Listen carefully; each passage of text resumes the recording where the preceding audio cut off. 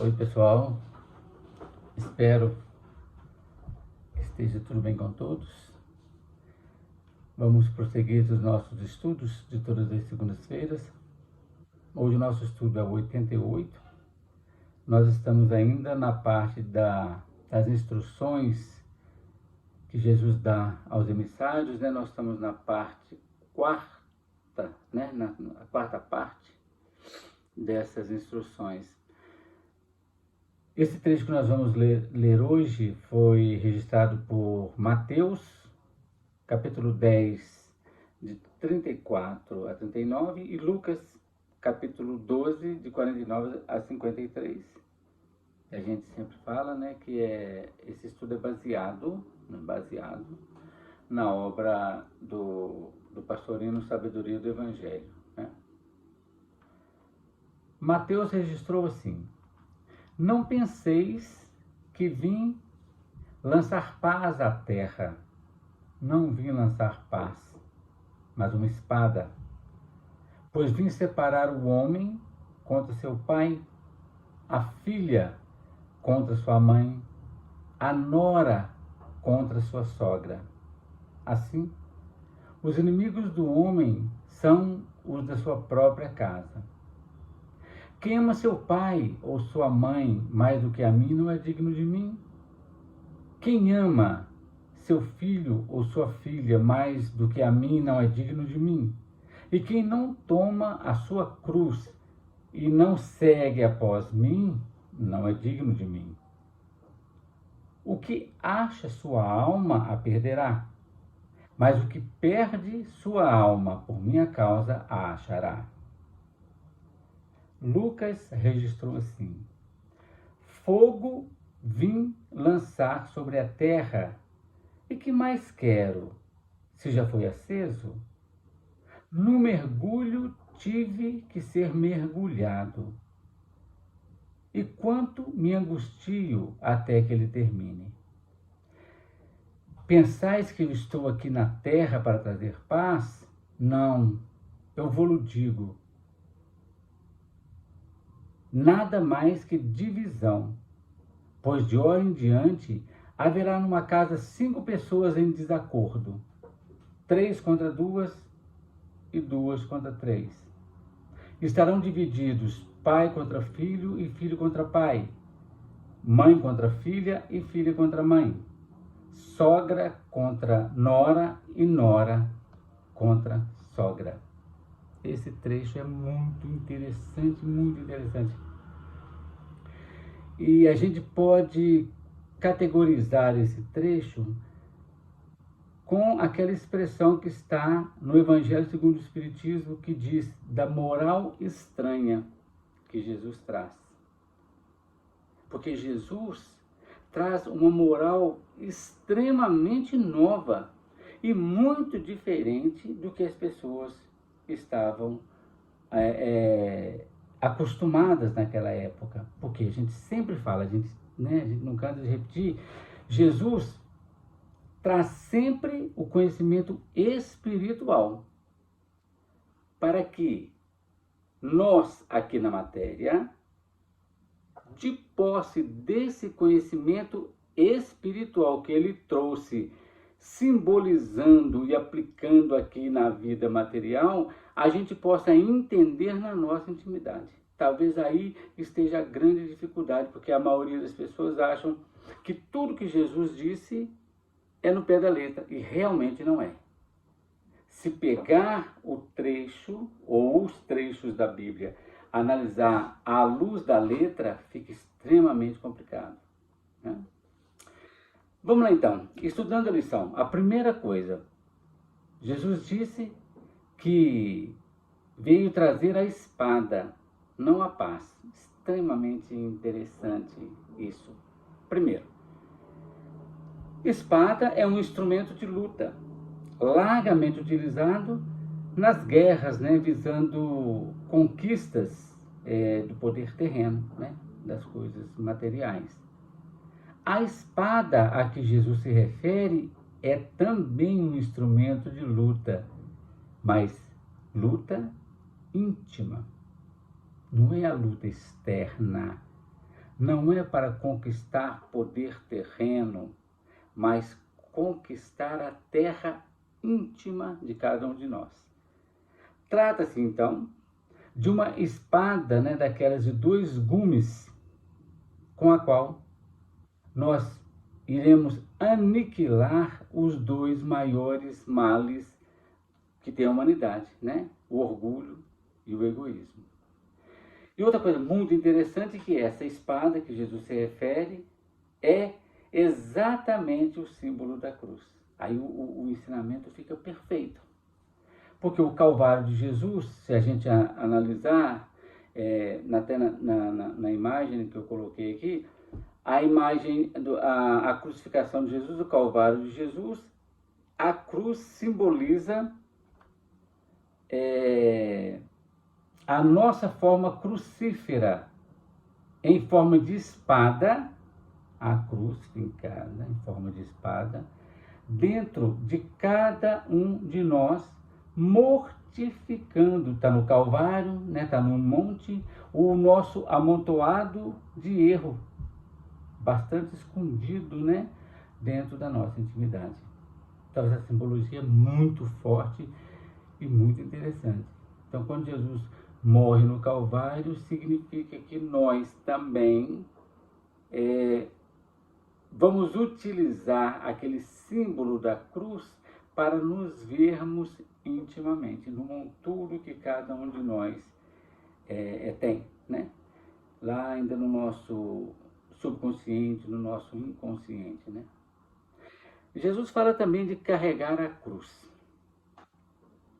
A cruz constituía um suplício infamante.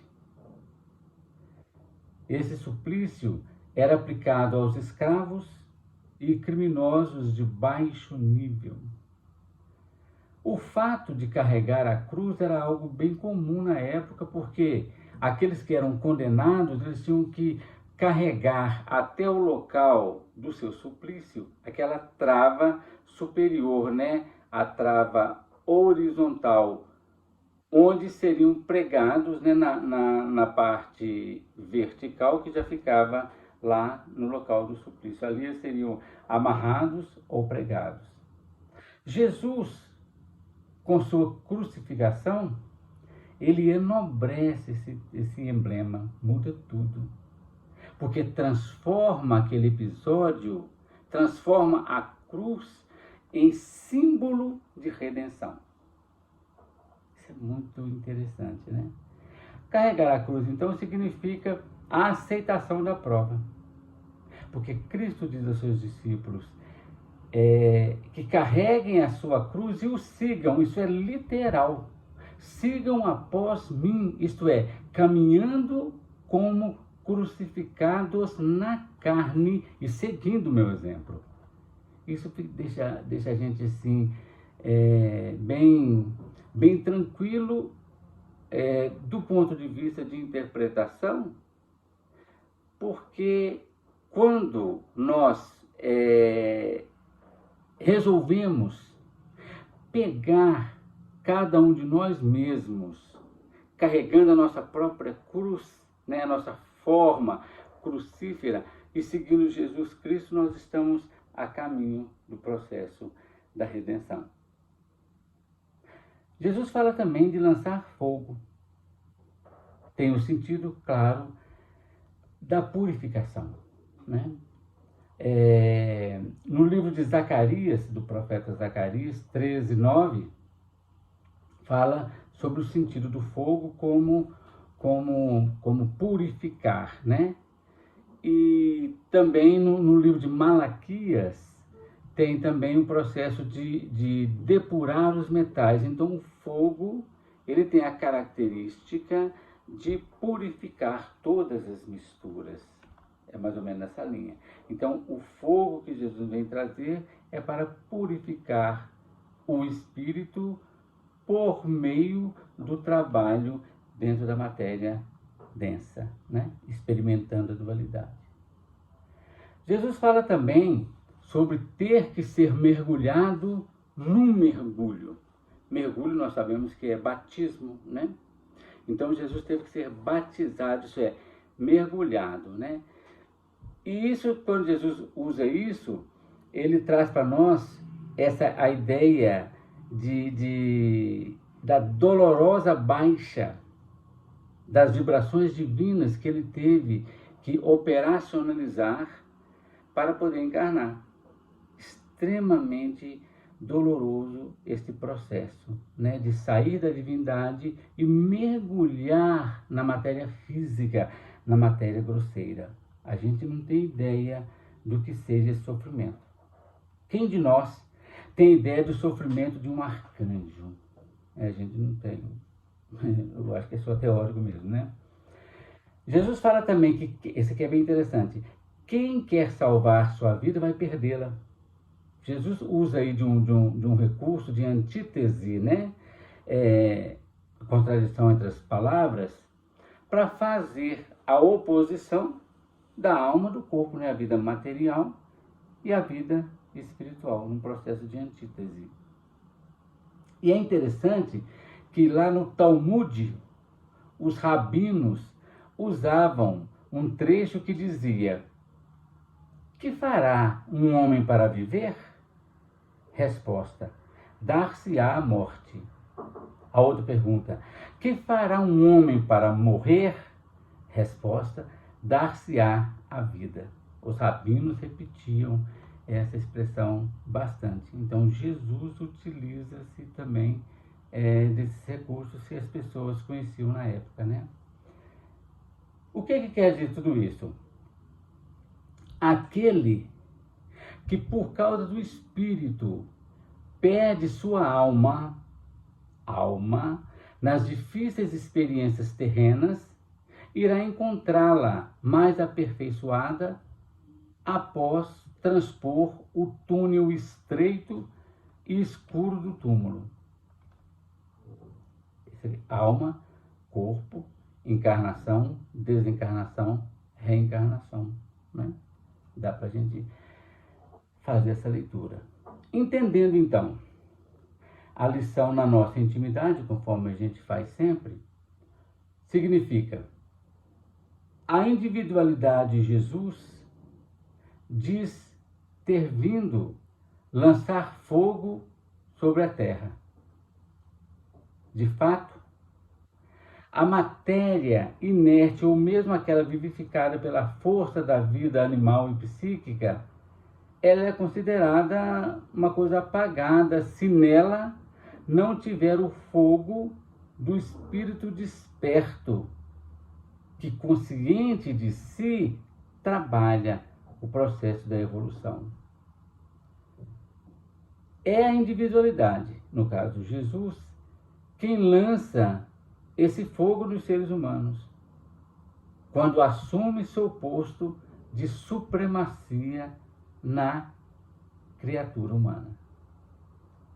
Mas, para poder lançar esse fogo espiritual, a individualidade necessita mergulhar, isso é, ser batizada, no corpo físico, prendendo-se à carne. E durante toda essa permanência nesse mergulho, a individualidade permanece ansiosa por se libertar para poder voar livre em seu próprio mundo. Logicamente que a descida dessa individualidade não vai trazer paz, mas pelo contrário, vai trazer na personalidade a divisão, partida em dois, dicotomia, né? Espírito e matéria. Aí Jesus traz um exemplo fantástico, narrado ali por Lucas, né? Numa casa, isto é, em cada um de nós, cada pessoa humana, onde há 5 pessoas. Quais são as 5 pessoas? O pai, simbolizando o espírito, a mãe, simbolizando a inteligência, o filho, simbolizando o corpo astral, a sua esposa, simbolizando o duplo etérico, e a filha, que simboliza o corpo físico, né, a carne. e é grande, é constante a luta entre esses elementos. Por quê? O pai, espírito, quer se impor ao filho, que é o corpo astral, o corpo emocional, que logicamente se opõe a ele.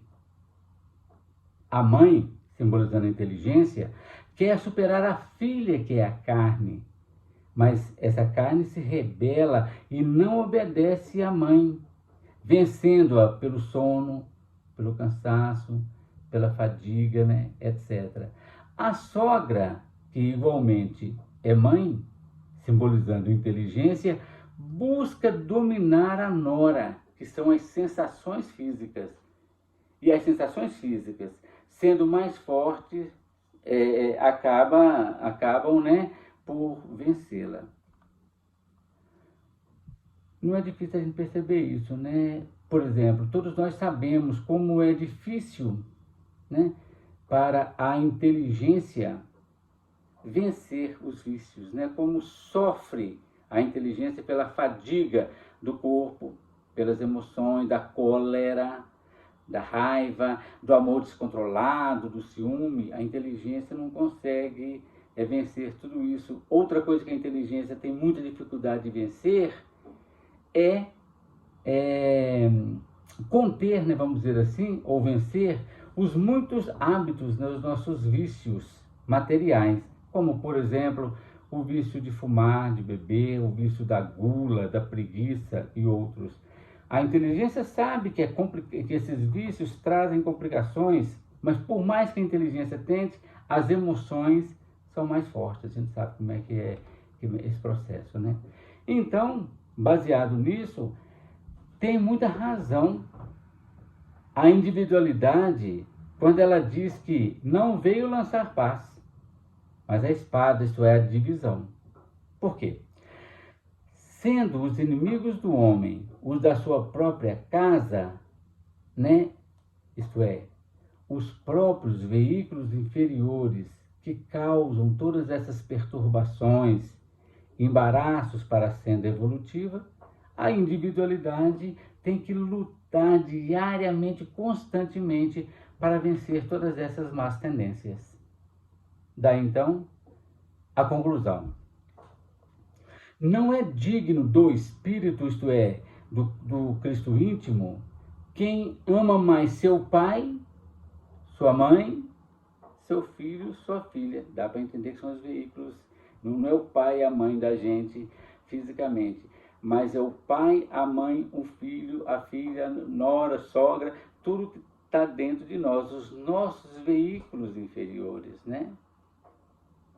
Então, quem ama mais seu pai, sua mãe, seu filho, sua filha, representando esses veículos densos da personalidade, isto é, o intelecto, as emoções, as sensações e o comodismo, não é digno do espírito, né? Do espírito crístico, do espírito do eu real, né, que habita dentro de cada um de nós. Quem ama mais as partes personalísticas da matéria do que amar o Cristo interno, também, logicamente, não será digno desse encontro com o Cristo divino. Para ser digno do Cristo que habita em cada um de nós e que constitui o nosso verdadeiro e real eu profundo, é indispensável tomar sua cruz, ou seja, carregar seu próprio corpo físico e seus demais veículos e seguir o exemplo que Cristo nos deu. A gente só lembra que tanto a espada quanto a cruz simboliza exatamente a gente na forma crucífera, né? Cada um de nós. Quando nós estamos de pé, isso eu falo sempre também, quando nós estamos de pé, de braços abertos, temos aí a configuração de uma cruz, ou mesmo de uma espada fincada dentro de cada um de nós, fincada aqui no corpo material, para trabalhar esse processo de redenção. O mergulho do espírito na matéria densa é uma crucificação. É ser pregado na cruz. E essa cruz tem que ser carregada até o fim. E olha que curioso, tem que ser carregado até o Gólgota. Gólgota significa caveira. Então nós temos que carregar o nosso corpo físico da melhor maneira possível, apesar de todas as angústias que isso pode nos causar, até o final da nossa existência. É muito interessante a gente compreender essas coisas, né?